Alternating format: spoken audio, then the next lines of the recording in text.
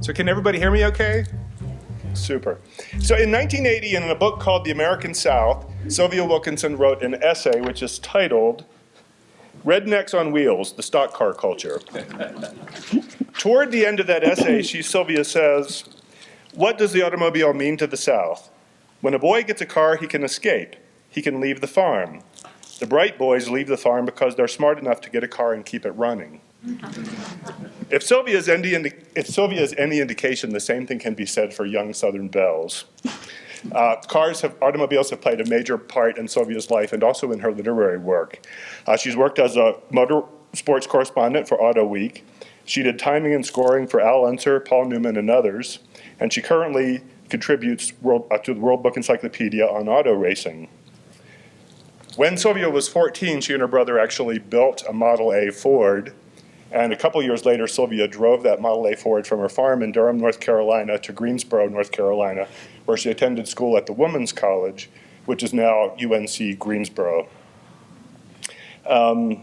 Sylvia graduated from UNCG in 1962 from the Women's College. While she was there, she studied with Randall Jarrell. And Randall Jarrell actually described Sylvia Wilkinson as, quote, "the most talented writer of prose I have ever taught." Sylvia won a writing fellowship at Hollins College, where she began her first novel, Moss on the North Side. And she finished the novel using a Eugene Saxon Trust grant, which I understand that actually Sylvia used to purchase a Porsche that she then drove from the East Coast to California, where she went on to work on another novel at Stanford. Let's see, Moss on the North Side was released by Houghton Mifflin in 1966, and it was the winner of the Mademoiselle Merritt Award. Sylvia also received a $3,000 Wallace E. Stegner Creative Writing Fellowship that financed her stay at Stanford University, which she used to finish the draft of her second novel, which was then called The Red Hourglass. And I've been meaning to ask you, Sylvia, if that became another...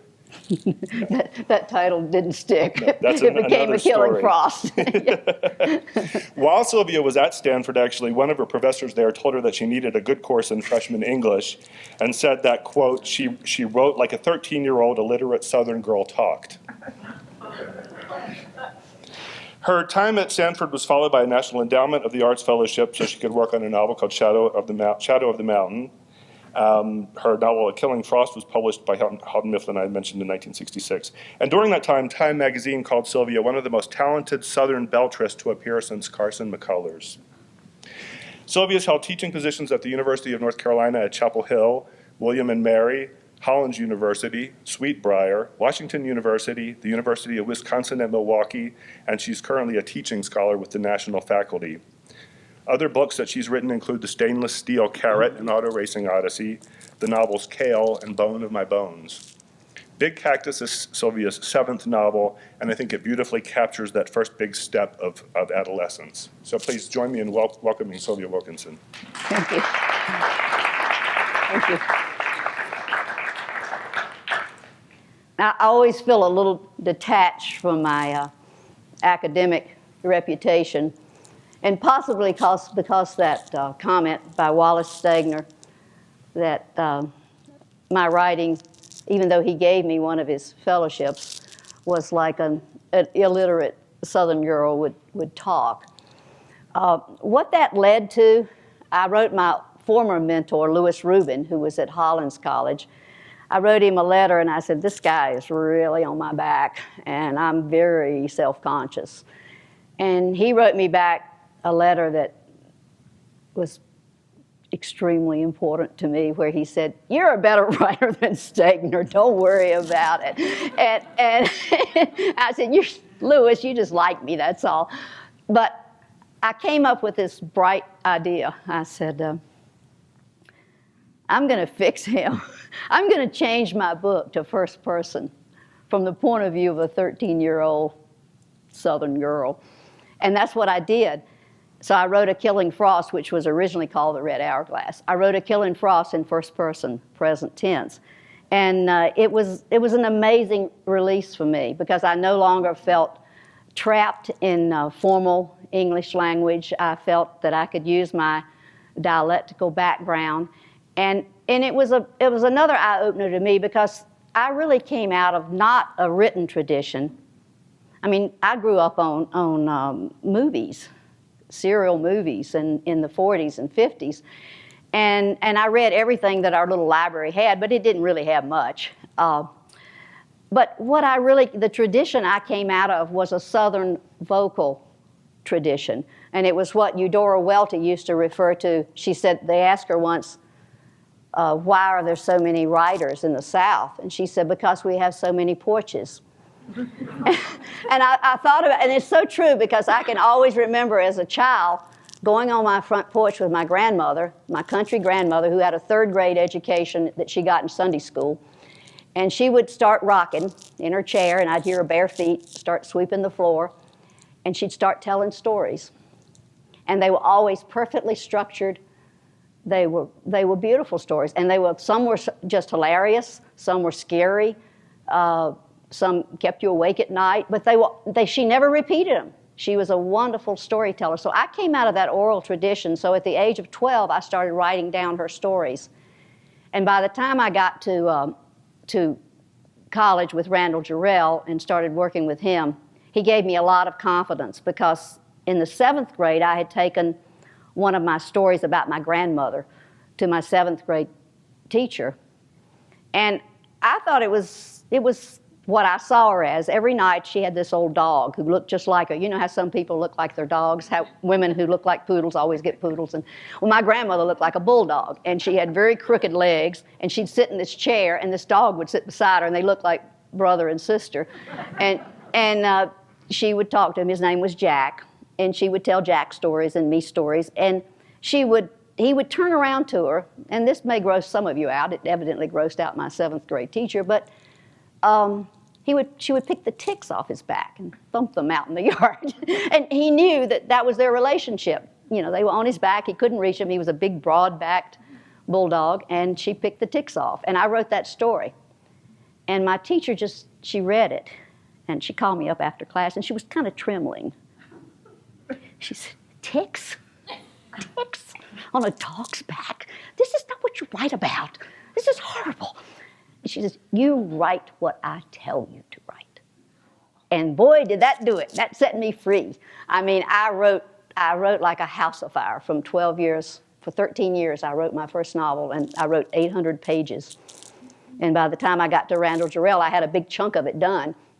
And I used it to submit to Louis Rubin to get into Hollins to do a grant and a fellowship there. So anyway, a long story short, that I teach writing often at different schools. But what I try to tell my students is find your voice, find your own voice, find out who you are, how you want to speak. And when you've really succeeded, you can do as a little child, and that is you can see the world through the eyes of a sparrow or a ladybug or their parents. You can go from person to person to person and view the world from each of those viewpoints. And that will make you grow as a writer, because as you probably know, if you've ever taught college writing classes, all the students will write stories about people their own age, and they're extremely boring. And we used to say the girls always write their loss of virginity story, and the boys always write the first time they got drunk story, and all of them end the same way: they throw up. And they're really not extremely interesting. So what you generally have to do is you have to convince them to go back and write about what it was like as a little kid. I mean, when you smell different things, John, who brought me here, we were talking about how different smells make us remember our childhood. And every time I smell vinegar, I think about Mother coloring Easter eggs and you know, all the different things in your own life. And we work through the senses. And then we take passages from Huckleberry Finn when he's going down the river. And I said, you can be a New York sophisticate, or you can be anybody, and you can read this, and you can know what it feels like to be on that raft in the middle of the river, because he's using the senses that we all have. And so I work that way with my students, trying to open them up to who they are and to what they can really write about that's uniquely them. And I'll always remember something that my boss at UNC was Max Steele, the writer. And Max said to me one time, he said, I can teach writing. He said, they just can't learn. And it was always an interesting thought, you know, that's that's got something to do with it.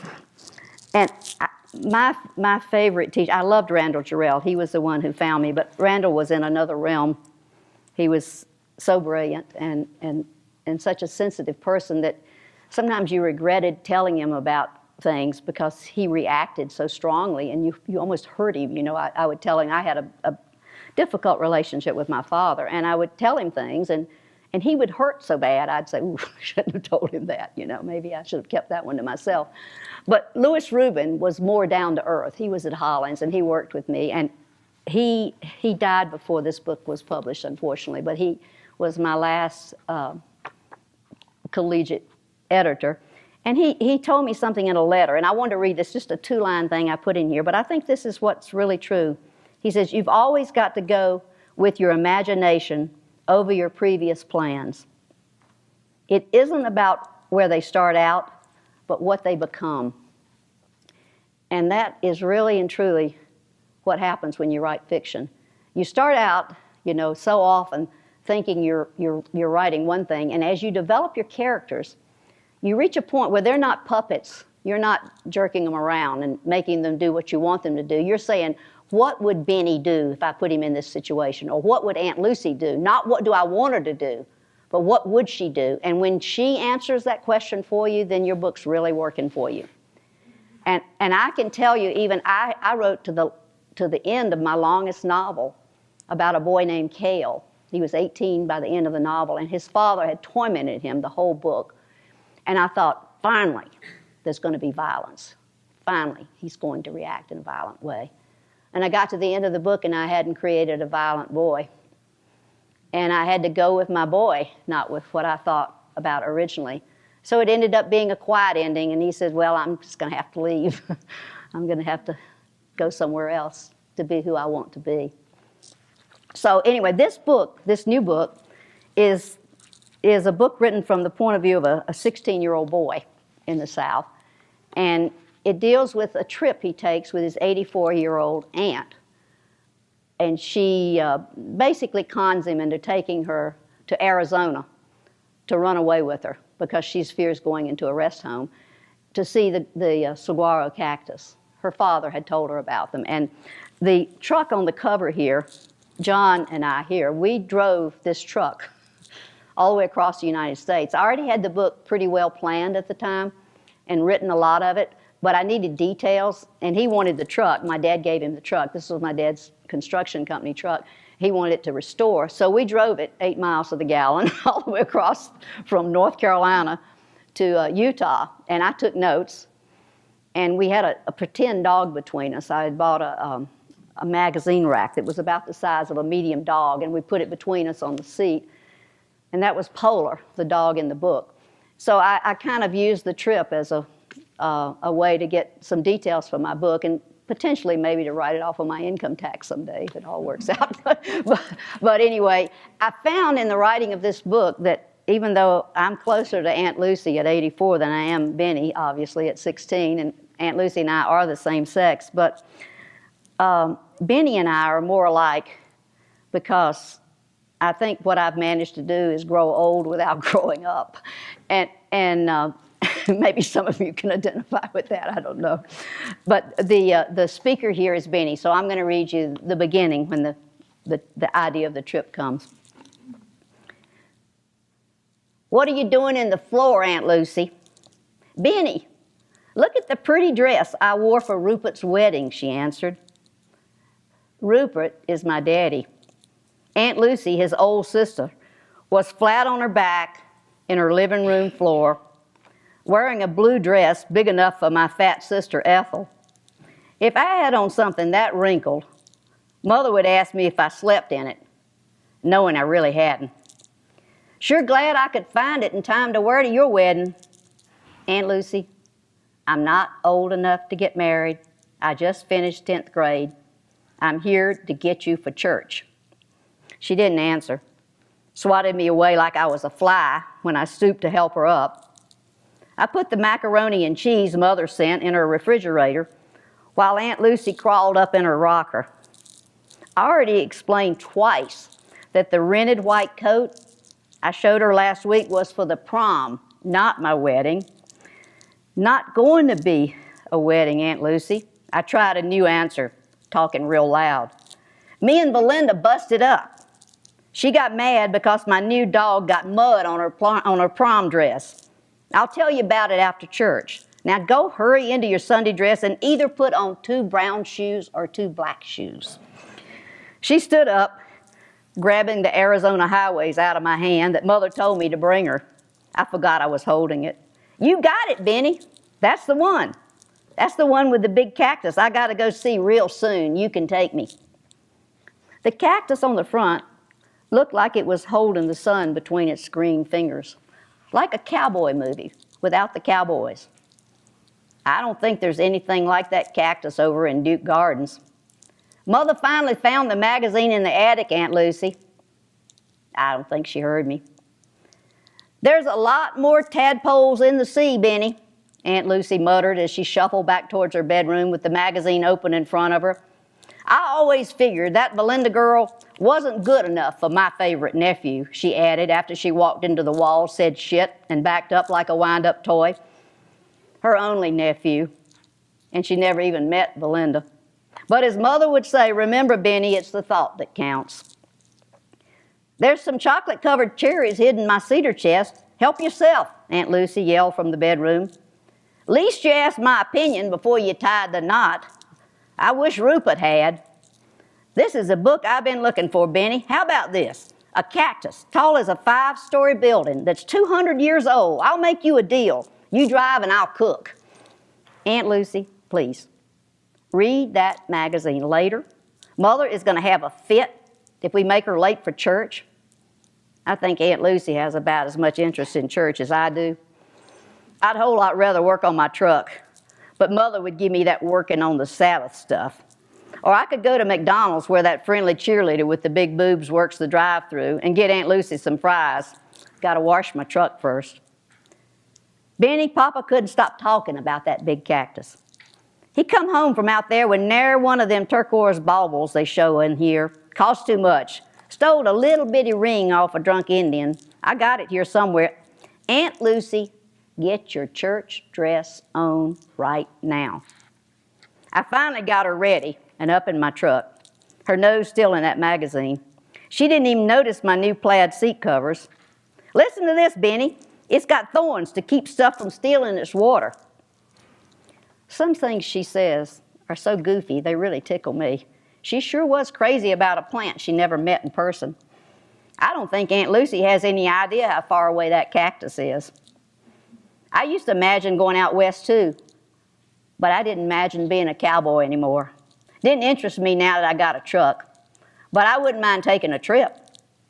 According to Aunt Lucy, Grandpa did have a big time out west, but something killed him here in Summit long before I got to meet him, and she won't tell me about it, no matter how many times I ask. Daddy says he was too little to remember what killed him, and Uncle Tyndall just grunts and shakes his head and says he doesn't want to talk about it. Mother tells me, leave well enough alone, Benny, whatever that means. It means I'm going crazy until I find out what happened. I only know one person who ever got killed, and it was Sammy Barefoot, who rolled over his tractor and mashed his head. After church, I heard Mother tell Daddy in the kitchen, Rupert, you are delaying the inevitable. One of these days, your sister Lucy is going to fall down and break her neck, and who'll get the blame? Me. That's who. I never mentioned about Aunt Lucy falling down. Rupert, didn't you notice she had on a black shoe and a brown shoe at church? I was embarrassed to tears. Benny, don't you let that filthy dog in here. Why on earth you brought something like that home? Look at your complexion. Have you been sneaking chocolate down at Lucy's again? Mother could fuss at 2 people at once. You know, Mona, Daddy said, black and brown look pretty much alike to me, too. Then he added one of his look how funny I am chuckles. I bet Lucy has got another pair of shoes in her closet just like them. He went running out to the porch pretending she was going to pop him with the pan she was drying. After we ate, Daddy, who has white hair and looks old enough to be my grandpa, My big sister Ethel, who just graduated from high school, and Daddy's real old brother and sister, Uncle Tyndall and Aunt Lucy, were sitting on our porch like they always were on Sunday. Uncle Tyndall already 3 sheets to the wind. Most people figure they're my grandparents since they're old and we take them everywhere. They all live here in different houses on the farm. Ours about twice as big as Aunt Lucy and Uncle Tyndall houses put together. I wanted to go out and drive some.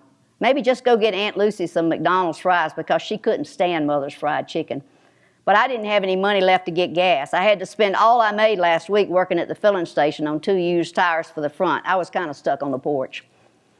When I took a swig of my Coke, Uncle Tyndall tossed out the first bit of red meat to his sister.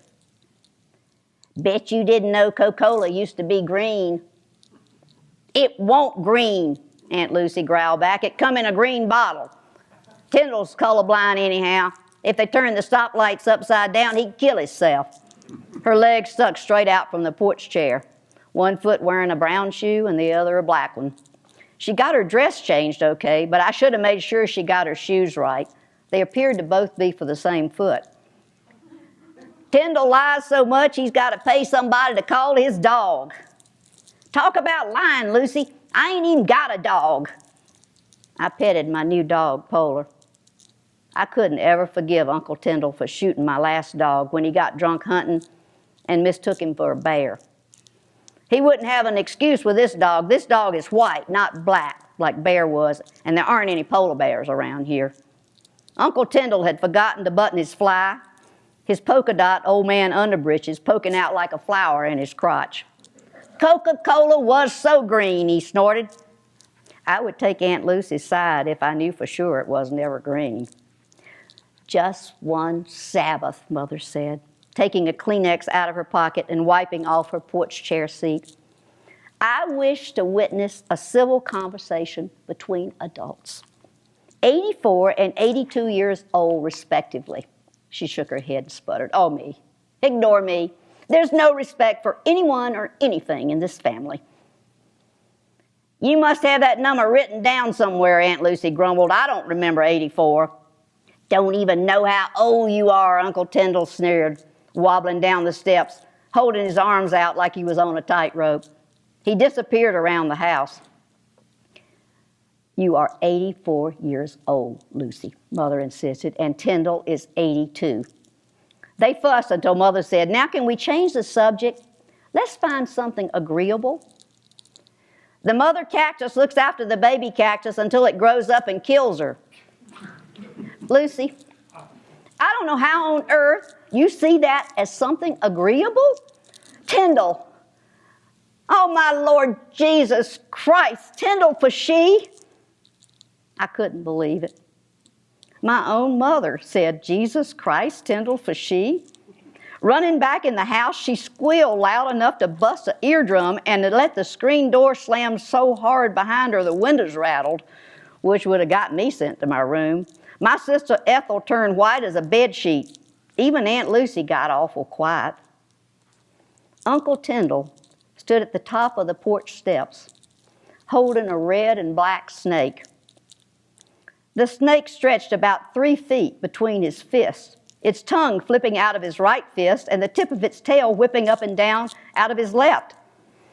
All I could hear was Daddy switching between chuckling and coughing like something went down the wrong pipe. Red next to yellow will kill a fella, Tyndall recited, like he just got called on at Sunday school, then added with a nod towards his snake, red next to black is a friend of Jack.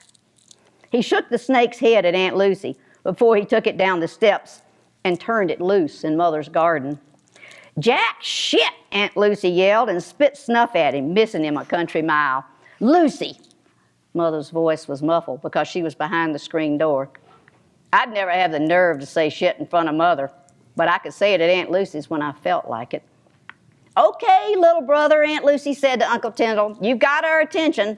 Now, what are you going to do with it? Well, what he was going to do with our attention was start telling his same old World War II story again that we've all heard about 100 times, about how his parachute got caught on a church steeple in France on D-Day. His war story was pretty good the first time. A paratrooper in his company sucked like a moth into a building our bombers had set on fire. Dead men hanging in the trees. Uncle Tyndall swinging till he took his pocket knife and cut himself loose. He hid in a clump of trees and got surrounded by cows. He started shooting Germans and cows till they got him in the shoulder. The Germans, not the cows. Then he got a Purple Heart.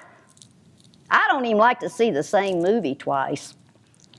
Later in the afternoon, when I walked Aunt Lucy back to her house, holding her arm with her trying to pull away from me, I asked, "Do you think that the cows mooing was why the Germans found Uncle Tyndall in the bushes?" Cows ain't got good sense when they need milking. Tyndall was one sorry milker. Did he really get shot? Yep. How come he never shows his bullet hole? Because it's in his butt. He said it was in his shoulder. Nope, Aunt Lucy repeated. The hole's in his butt. Well, why didn't you tell on him for lying, Aunt Lucy? She didn't answer, pulling away from me and shortcutting through the garden, stepping across tomato rows on ground rough enough to turn a man's ankle. And she did it carrying her big black purse, a fistful of chicken scraps for her cat, Elijah, with one shoe on the wrong foot. I wanted to holler for my mother. Okay, look at her. She's okay. Nobody around you listens to me or Aunt Lucy either. I believed her about the bullet Uncle Tyndall must have got when he was running away, not being a hero. She had just told me something important that nobody else knew. But what I was about to find out, no matter what Aunt Lucy did good from now on out, nothing was going to change the way things were going to go for her. Okay, and one more, and then I'll open for questions if you all would like to ask anything. This one takes place later. They take off on the road, and my grandmother, my country grandmother, had 1,000,000 expressions, and I used to write them all down. And some of them were just, the kind all of us have heard. He was dressed to kill, and when they tried to translate that into German, there was dressed to kill. But, we know in the South, in most places, that dressed to kill. And she'd say, yeah, Craven, he's like a lost ball in a weed patch. And she had kind of an expression for everything. But then when she got older, she kind of got them mixed up a little bit. And she never knew. She never knew when her expressions were obscene. I mean, I walked in her kitchen one day and she said, "Sylvia," she said, "you got in here quieter than a mouse pissing in a ball of cotton." And I, you remember those little things, and that's pretty quiet. But yet she had so many of those, and some of them were really rather raw. But anyway, they're on the road now. Aunt Lucy has talked Benny into taking off, and they're heading to Arizona, but they aren't out of North Carolina yet. And it's still dark.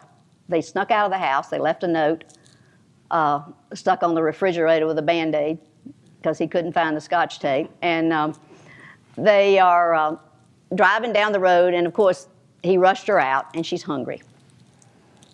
"I want some McDonald's fries." "Would you stop at Aunt Lucy? I'm trying to find us a place. I've never been here before. I'm not used to going this far before breakfast neither. Not a light on out there anywhere. I wish the golden arches would just pop up out of these trees. Remember this, Benny. If wishes were horses, peasants would shit in your hand." Sometimes I can tell she gets her old sayings messed up.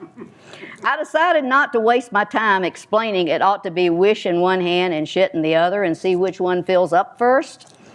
I don't know where she got the one about the peasants and the horses. I'll ask Mother when I get back and not tell Aunt Lucy who I asked. I'm hoping Aunt Lucy's old brain will still be there by the time we get to the big cactus, and she can still get around well enough to take a look up close. At least the cactus wasn't something she needed to hear. By full sunup, I found an eating place, Libby's Finger-Licking Good Cafe, with a 24-hour $1.99 breakfast special. I saw for about 20 miles on signs that leaned on every rock from Purcell to Sampton, North Carolina. I dumped some of Pola's dry food out in the truck bed. It smelled good enough to eat myself. Pola crunched it up like it was fried chicken. That dog made me feel like $1,000,000. I needed to get him a bone and some water. After we finally made it inside the door, the waitress pointed towards a table. Wow, she was something. First good thing I'd seen in a while. She had on a t-shirt with a tiger face on the front, with this little ruffly apron over her short shorts so you'd know she was the waitress. I'm telling you, I felt a tickle in my crotch that went all the way back to the monkey bars on the grammar school playground.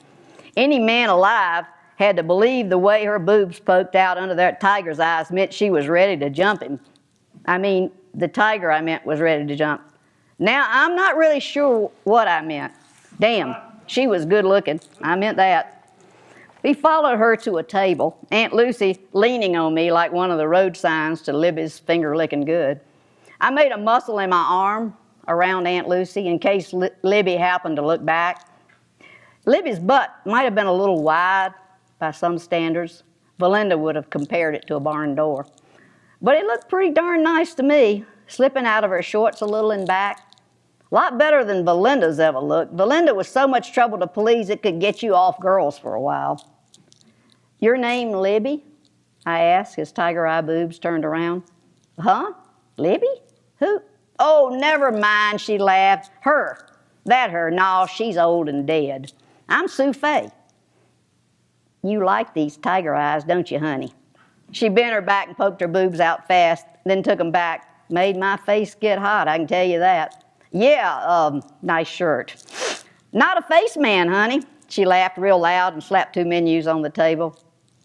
I like faces, too, I said like a dumbass, while I was pulling out Aunt Lucy's chair, centering her shoulders and butt over the chair before she dropped down. I figure this shirt was made by one of them men who hates women, Sue Faye started telling me. So a man don't hear nothing you say. You know the kind of man I mean, the kind that makes them shoes with toes that go out to a point. Feet don't point. Only a man who hates women real bad could make them shoes, probably a queer. What you want? She put one hand on her hip and laughed a short laugh. What you want to eat, I mean. Boy, she could talk a blue streak and she didn't even know me. I forced my eyes off her tiger eyes and looked down at the front of the menu. I didn't mean to act like such a jackass, but I must have been. Her perfume was so strong I could have been at Aunt Agnes's funeral. 2 specials, I said like I knew what I was talking about. Eggs over easy, no runny whites. No runny whites. That always ended up with Mona. No runny whites, Mona. Really glad I stopped that Mona slip from falling out of my mouth. Damn, how far did I have to get away from Daddy to quit talking like him? All of a sudden, out of the blue, Aunt Lucy, who hadn't made a peep since we got inside, shouted, "Eggs from chickens that are still clucking." Man, that restaurant got like the sound just broke on a movie. And every table had people looking at Aunt Lucy, mostly men, truck drivers. "Still clucking," I said real quick. Cluck, cluck, cluck. You know, the sound a chicken makes. I believe people with false teeth sometimes make C's sound like F's. I thought about flapping my arms, but decided better of it. They'd get one of those straight jackets for me. Now I had this guy with a bunch of missing teeth and one with a patch over one eye laughing at me like I was nuttier than Aunt Lucy. Sue Faye lifted an eyebrow at me before she turned with a loud laugh and wound towards the little window to the kitchen. Aunt Lucy sat there not talking, holding up the placemat and reading it like it was a newspaper. I was believing that Sue Faye kind of liked me. Probably made all the guys feel good just to get a big tip. Sure would like to take her to a movie or something. She might think she's too grown up for me, probably more than 21. I wasn't used to having Aunt Lucy around when I was checking out girls. While we waited for our food, me watching Sue Faye's nice bottom going between the tables, I felt Aunt Lucy start looking hard at me. When Sue Faye brought her coffee and said to her, "Put your map down, sweetie," I knew I was in for trouble. "I ain't your sweetie. Quit telling me what to do," Aunt Lucy piped up. Then soon as she sipped the coffee, "Stuff's so weak, it needs help getting up out of the pot." Lucky for me, Sue Faye didn't hear that or decided not to pay any attention to her if she did. Aunt Lucy, keep your mouth shut about your coffee. Sue Faye's not mother, you know. She might decide to smack you. Benny, did you know an ostrich's eye is bigger than his brain? Aunt Lucy had her finger on the paper placemat. No, ma'am, I didn't. Do you think my eye is bigger than my brain? She asked. I sure hope not. You're pretty beady-eyed. Benny? Yes, ma'am. Me and you got nowhere to go but up. Yes, ma'am.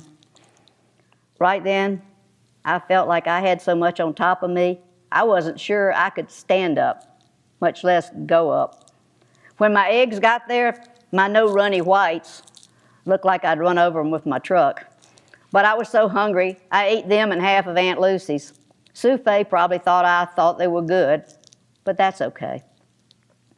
Can you think of an animal we eat before it's born and after it's dead? Aunt Lucy asked. What? My mouth was full of toast with 3 of the jelly things smeared on it. The answer is the chicken, you moron. That was the easy one. Aunt Lucy, that placemat is for a little kid. How old am I, Benny? 84, I think Mother said. Quit talking about her so much. 84 years it took me to get to sit down to eat in a restaurant. That hit me harder than anything she'd said in a while.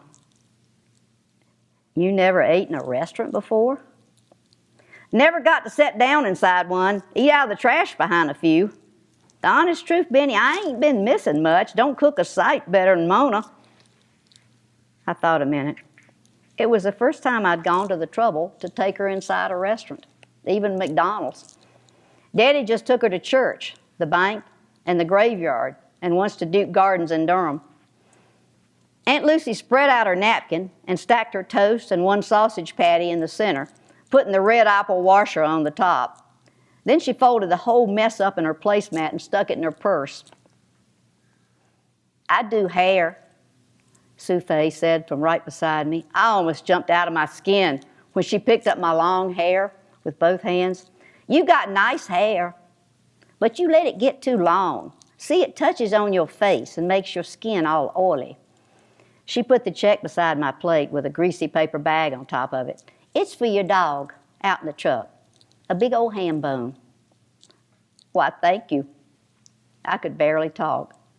Now I was getting a damn hard on. And here I'm out in public. I pulled out my shirt tail. I got a dog too, half fighting bull, woman's best friend. I give your dog some water. It's getting hot out there today. I sure do, thank you.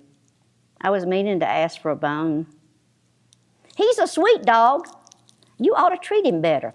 You want him, Aunt Lucy asked. Aunt Lucy, shut up, please. I was way too loud. Made this prissy-looking lady near the cash register clear her throat. I ought to give her Aunt Lucy. I can't believe Aunt Lucy was trying to give my dog away. I jerked her up from her chair, not sure which way she would go if she decided to fall. All I needed now was for her to say something about the bottom of my T-shirt poking out. I got to pee. Shut up, Aunt Lucy, please. Boy, I was getting mad at her. I got to go water the lily, she said, even louder. That was Aunt Lucy's idea of good manners. I looked at Sue Faye, who pointed towards the door behind the cash register. I heard Snaggleteeth and One Eye laughing their heads off at Aunt Lucy. Maybe number 2, you rushed me out before. Aunt Lucy, stop it. I said straight in her face, you're telling the world your private business. Get in there. I shoved her through the door that said ladies, maybe a little too hard. But I couldn't help myself. I couldn't even look at Sue Faye, just at the change she put in my hand. It's all there, Sue Faye said. Count it.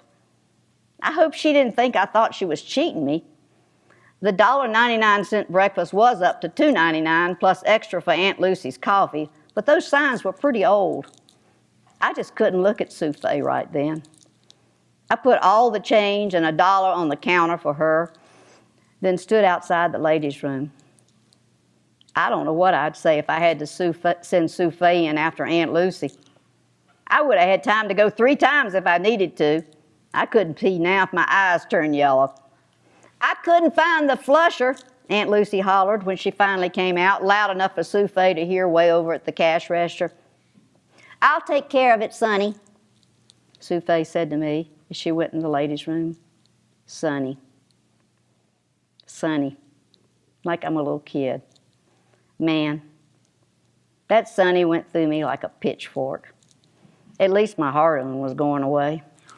I heard the toilet flush, and I felt like kicking Aunt Lucy in the behind as she headed towards the door. Before I could reach around her to open the screen, she swung her foot back and kicked it herself like she used to nail the screen on her own house. The door swung around and slammed against the outside wall so hard the open sign fell off.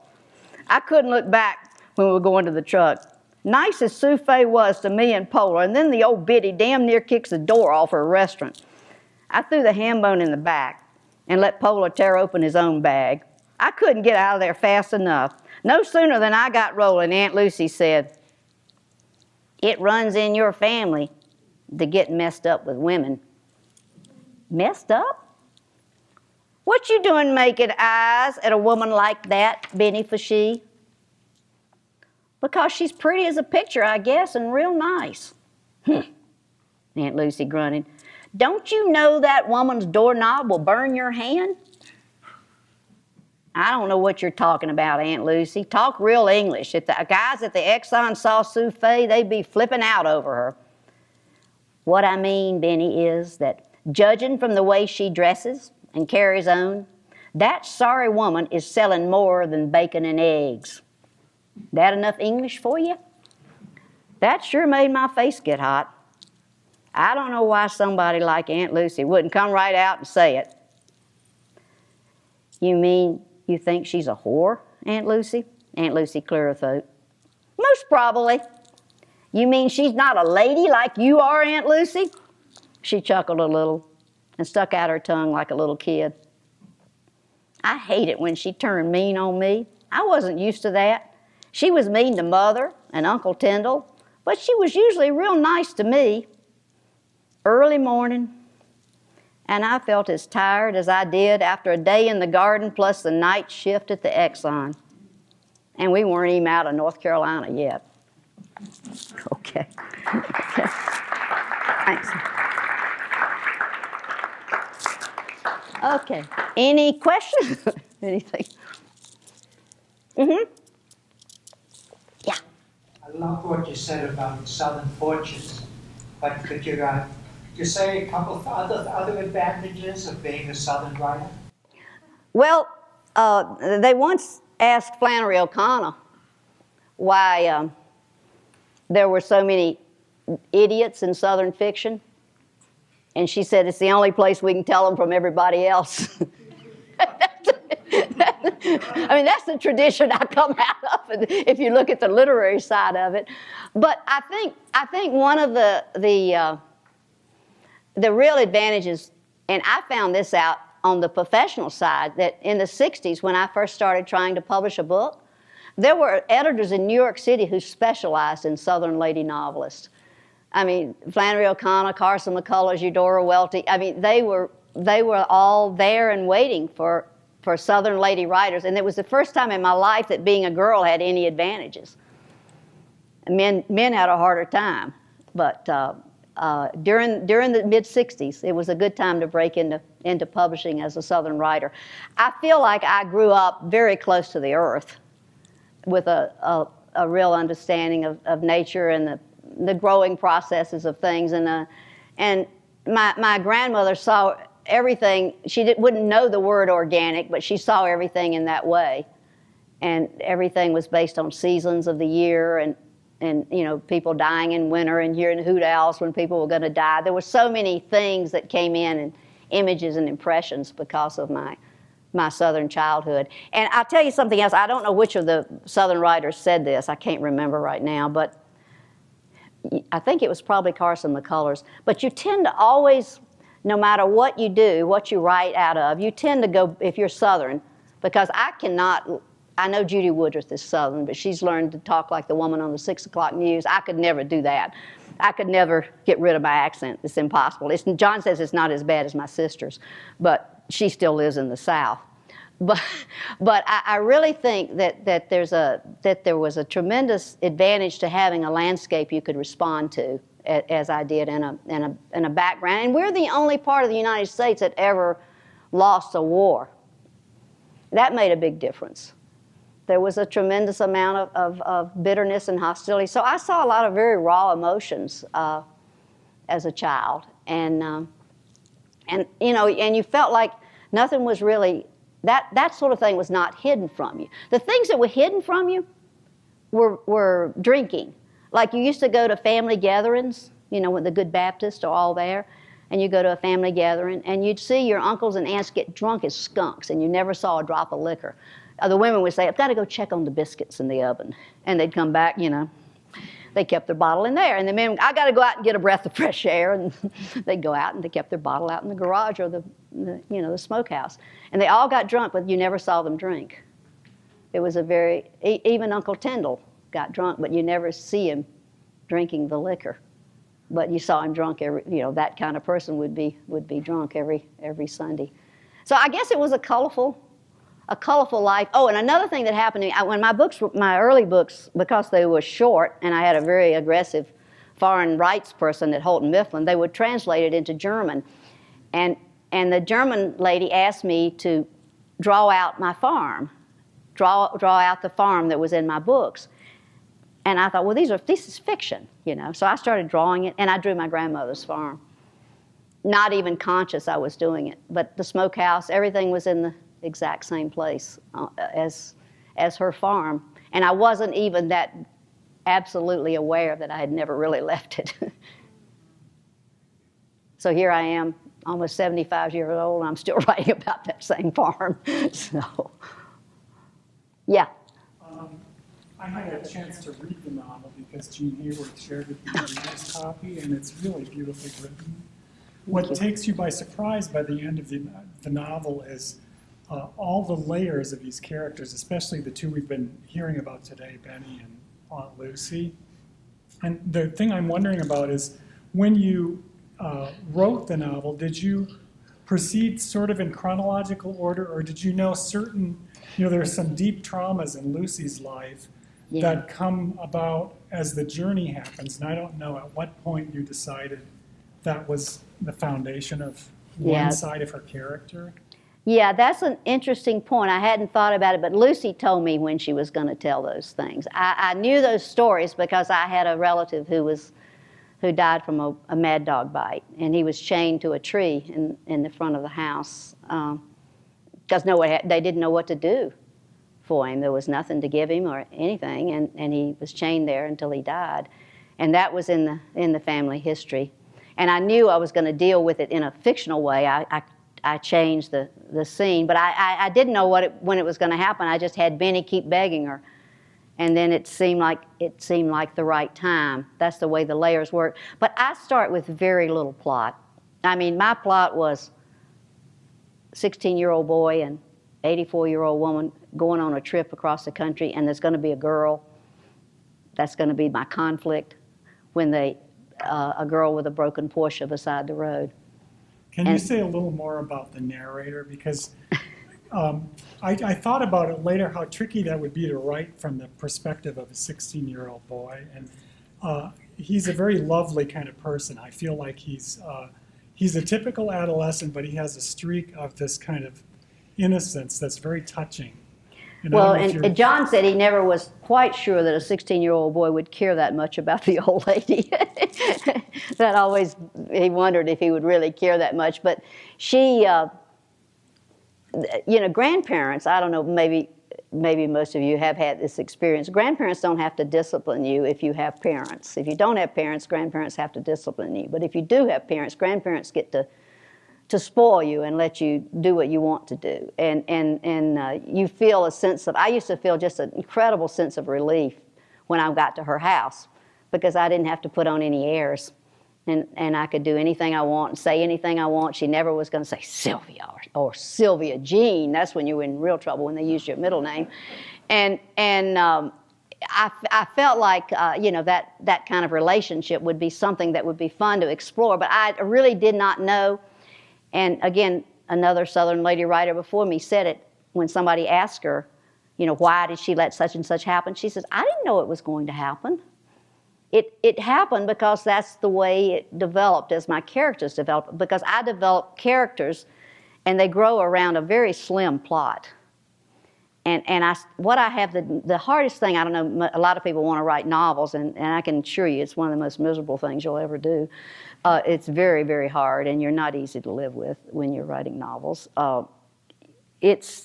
But you have to pick a viewpoint, and it's so critical to have a viewpoint that you're totally comfortable with, and a voice that you can not have to say, well, would he say it this way? He says it. You've got to be comfortable there.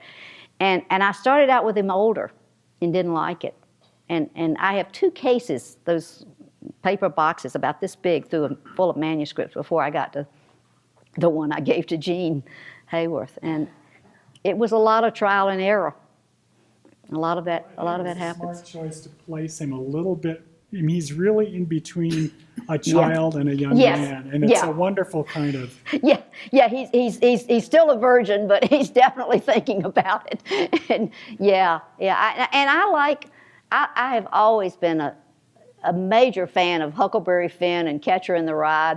And The Emperor of Ice Cream. Those books, and Member of the Wedding. They always had a separate piece. They had a special thing for me, and I liked, introducing my students to those books, just to get them away from the boring college student. Any others? Questions or? Yeah. Do you feel that your experience at a women's college impacted any of your writing or your life experience? It really did, because you might find this hard to believe, but I was extremely shy. I never said a word in class almost ever from the 7th grade on. And in fact, all the way through high school, they would call me and they'd say, Wilkinson, are you Tom's sister? And he was a bad boy. He ended up with a PhD from Duke in biochemistry, but he was a bad boy in school. And so I went in with them kind of feeling like I was being picked on, and I was very shy. I never spoke up. And then when I got to a woman's college, I was totally comfortable. It was a girls' club. I mean, I really think it was the right place for me. And Jean Hayworth went to women's college after it became UNCG. We voted against men.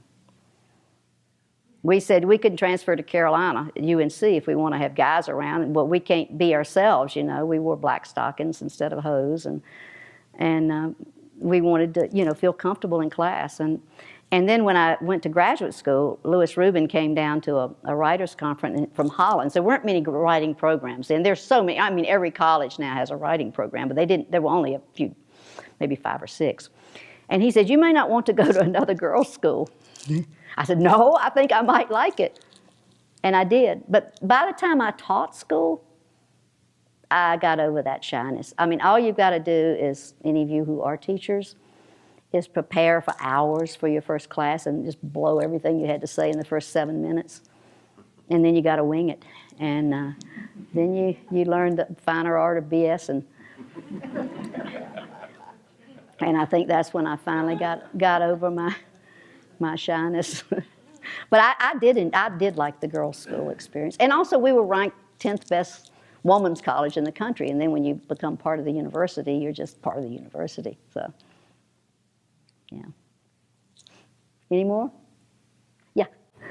I'm just wondering, I read one of your auto racing books, A Stainless Steel Carrot. What do you like writing more, the fiction or the nonfiction? Well, nonfiction's easy. For me, I mean, all these racing journalists want to write a novel. They all feel like they have a novel in them, and I always tell them, it's not so easy, because when you're doing a nonfiction book, all you've got to do is go do more research, and you build a bridge. Or if you get something wrong, you go study it or research it, ask some people, and you can get moving again. But when you get to a crossroads, or you slam up against a wall writing fiction, the bridges aren't as easy to build. And the other side of that was when I was in my 30s, well, in my 20s actually, I was teaching at UNC in Chapel Hill, and that's when my publisher started pressing me to do an auto racing book. And I said, I don't want to do an auto racing book. because this was a former boyfriend, I go with my boyfriend to races on the weekend, and that's what I do for fun. I don't want to write about it. Writing is work, and it relates to teaching and all of that. I said, I want to go to races and have fun, but they kept bugging me about doing it. So finally, I did make a proposal to Houghton Mifflin, and they liked it, and they gave me the money, and I went and asked John's team if I could travel with them and write a book about him. That's how I met him, and I wrote that book. So that was the beginning of my auto racing. I did a few sample things first. I did a Sports Illustrated. I did an article for True, the men's magazine. Oh, here's another little thing. In the 70s, I wrote for the Hardy Boys people as a ghostwriter, and I don't know how many of you know this. It's probably pretty much public knowledge now that the whole syndicate has been sold and shut down. But many of the Hardy Boys books were written by a woman, not a man. And Franklin W. Dixon was a pen name, and Mr. Stradmeyer's daughter started writing those for quite a while when he quit writing them. And then she decided she wanted her own series, the Nancy Drew books, and so she started writing those. And by the time I went to work for them, they had another man named Andrew Swinson. And he phoned me when I was doing the book on John, and I was in California at the time, and he phoned me because he had heard that I was a writer and that I knew about cars, because he wanted to start a new series about have 2 boys and 2 girls that go racing. And I thought, it sounds kind of like fun. And I'm talking to this guy, and I'm thinking, who is this really? Is it somebody, one of my friends just playing with me? This is not really Franklin W. Dixon here at Hardy Boys. And the guys put an engine on a dyno. And so I had to stand there holding the phone with this engine screaming, because that was back when phones were tied down. They weren't, you couldn't go out in the yard with them. And I thought, he's going to be gone. And finally I said, hello? He says, He said, you're just up to your knees, up to your neck in it, aren't you? He said, you're my girl. He said, you can do these books. I know you can do these books. What kind of engine was that? And he just flipped out. So he helped me write plots, and I wrote books, and I was Eric Speed. And that was my pen name, a man's name. And it was really kind of fun. It was like, they were formula books. Very easy to write. It took me 36 days to write. They were 18 chapters, 10 pages in a chapter. I wrote a chapter one day, and I revised it and typed it, not before computers, typed it the next, and went on. But what you would do is he would ask me about things. He said, do you guys ever go down other countries like Mexico or anything? And I said, yeah. He said, smuggling. And so he was going to have the bad guys be smuggling stuff in the race cars across the border. So we worked on these plots together. And I was unaware at the time how old he was. He was quite old, and he was very sick. He had bone cancer. And he died I farmed out a couple of them. I only had time to do 4, and I farmed out a couple to a friend of mine who wrote for Car and Driver. So we did 6, and then he died. And the last one I did was called Midnight Rally, which is now, you can't buy one. They're so expensive. But because it was the last Stradmeyer Syndicate book. It's not because I wrote it. It's just because it was the last book out of the Hardy Boy Nancy Drew Syndicate. And it was about, John was doing a movie. He was stuntman for Gumball Rally. And I went on location, and the book was called Midnight Rally. So I let my heroes, the 2 boys and 2 girls, and no hanky-panky. In the 70s, there's no hanky-panky between boys and girls. And it's, you're fairly restricted on language. But then by the 80s, I was able to write racing books under my own name. And I was told by my editor, she was a woman in children's press, she said, yeah. She says, it's no problem anymore. We started asking little boys, and they said, I don't care if she knows what she's talking about. And so that's when the big change happened for me, from the 70s to the 80s. Then I was able to write under my own name. Now, I'm not saying it was all peachy keen, because the stock car guys, I still find it almost amazing to see beautiful women interviewing stock car drivers, because they literally picked me up by the seat of the pants and threw me out of the pits in the 60s. When I wasn't even a journalist. I was just working on a car with a friend.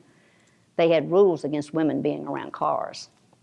So it was a long, hard trip to doing it. And they reprinted this book, the copy I gave you, Jeff, and Jeff's my swab broker.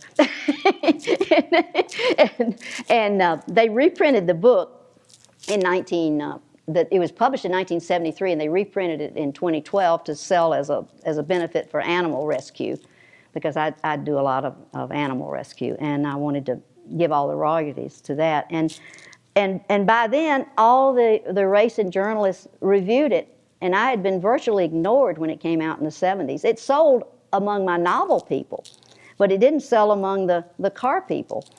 And there weren't many copies available, so they talked me into, to doing a reprint. And I remember I said to one of these guys, I said, "Where were you guys when I published this book the first time?" And I thought, wait a minute, you weren't even born yet. That was the problem. So it's a whole new world out there now, and I'm so happy for, for girls and journalists and the doors that are open and doing the racing books. But to elaborate answer to your question, but it is much easier for me to write nonfiction car stuff, because I just go, if I don't know something, I just go ask somebody that I know will know and that won't put me on, that'll tell me the right thing. Yeah, and it's very important for a woman not to make errors. Very important, as you might imagine. Any more questions? Well, thank you all. Enjoyed it. Yeah. What? One last question. Okay. We teach creative writing here. Mm-hmm. What's going to happen to your manuscripts? Have you ever thought about the future home of your manuscripts? You want them? Yeah. Would you like to have Big Cactus? I'd like to have all of your manuscripts Sure. in our special collections department. Yeah. I mean, John and I were talking about the other day, he just gave his driving suit from Sebring to the Shelby American Museum here. I told the guy, I'll mail it to you, because this is a 1964 driving suit he bought for $15 when he was the truck driver, and they gave him a chance to drive the race car. And so they want it for the museum, and I would love to give. Yeah, I'll bundle you up quite a few manuscripts if you'd like. How big is your space? We'll take what you got. Yeah, I'm honored. Thank you very much. Thank you. I enjoyed being here. Thanks a lot.